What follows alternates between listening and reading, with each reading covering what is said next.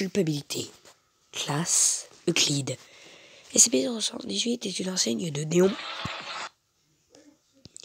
Est un enseigne de néon rose d'environ 1,5 m de long, affichant la phrase « Trop tard pour mourir jeune » en anglais. Il fut initialement récupéré dans la ville de on ne sait pas quoi, après que des protocoles standards de fouille de données de la Fondation aient permis d'y enregistrer un taux de mortalité anormalement élevé dû à la faim ou à d'autres besoins vitaux négligés. En absence d'alimentation, SCP-78 n'a pas de propriété anormale et peut être observé sans effet secondaire. Regarder SCP-078 pendant moins de 10 secondes lorsqu'il est allumé n'a pas non plus d'effet, de même que son observation indirecte. Les sujets ne pouvant pas comprendre SCP-078 à cause d'une incapacité à appréhender l'anglais écrit sont également non affectés.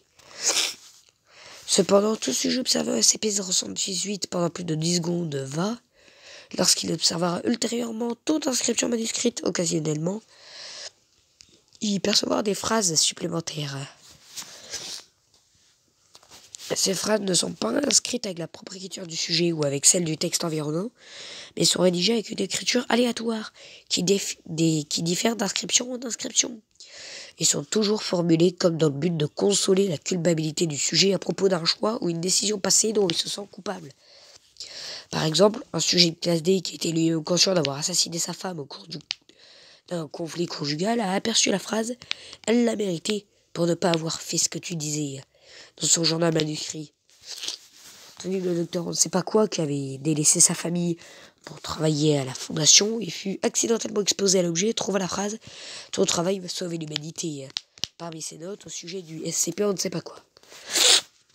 Au début, l'effet bénéfique, les sujets affectés rapportent un plus grand bien-être psychologique après exposition à SCP-078. Cependant, les phrases vont progressivement de la justification des actions du sujet par l'emphase sur les conséquences positives et la justification par les propos négatifs, et ce, à l'échelle d'une semaine. Le docteur, 2 jours plus tard, trouva la phrase « Ils ne t'ont jamais aimé de toute façon » dans son journal personnel. De plus, les inscriptions commenceront à donner les justifications arbitraires et des actes pour lesquels le sujet n'a jamais ressenti de culpabilité ou que le sujet aura déjà rationalisé. Le sujet va alors reconsidérer ses excuses pour ses actions, ainsi que tenter de justifier des actions futures qu'il prendra. Le besoin de rationalisation augmente avec le temps, et le sujet se mettra à énoncer à haute voix son processus de pensée. Si bien qu'au bout d'une semaine, toute tâche plus triviale que les bases de la survie que le sujet entreprendra intuira un accès de névrose alors qu'il tentera de rationaliser pourquoi il n'a pas fait un autre choix. Au bout de 2 semaines, le sujet est incapable de se nourrir après la première bouchée. Il passera l'heure suivante à justifier pourquoi il a choisi de commencer par cette partie de son plat. Le décès par sous-alimentation s'ensuit si le sujet n'est pas nourri par voie intraveineuse. On ne sait pas quand il y a un membre du personnel de classe D ayant atteint ce stade, ainsi que je ne sais pas combien de chercheurs ayant été accidentellement exposés sont maintenus en vie à des fins d'études et pour déterminer si un remède peut être trouvé. L'unique moyen de modifier l'effet de SCP-78 est SCP-78 lui-même. Tout sujet observant l'objet une seconde fois se verra exposé à d'autant de messages introducteurs de culpabilité que la durée séparant ces 2 expositions sera grande. Tous les sujets ayant regardé SCP-078 une semaine après leur exposition initiale ont commis une tentative de suicide. Alors, dès 19 384, dont l'écriture était un mélange inhabituel de cursive et d'imprimerie, fut exposé à SCP-078 et fut ensuite euthanasié après avoir atteint le stade sans conséquence.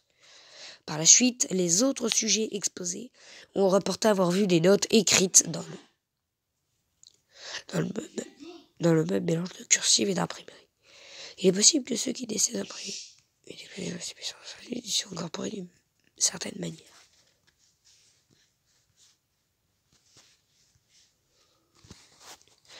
SCP-078 doit être laissé accroché au mur de sa cellule de confinement et physiquement débranché. La seule prise secteur dans la pièce doit être contrôlée par un interrupteur qui doit être laissé sur la position éteinte. sauf en cas de test sur SCP-78. Le personnel pénétrant dans la chambre de confinement devra se familiariser avec la position de l'interrupteur afin de pouvoir le localiser les yeux fermés au cas où SCP-78 serait allumé accidentellement.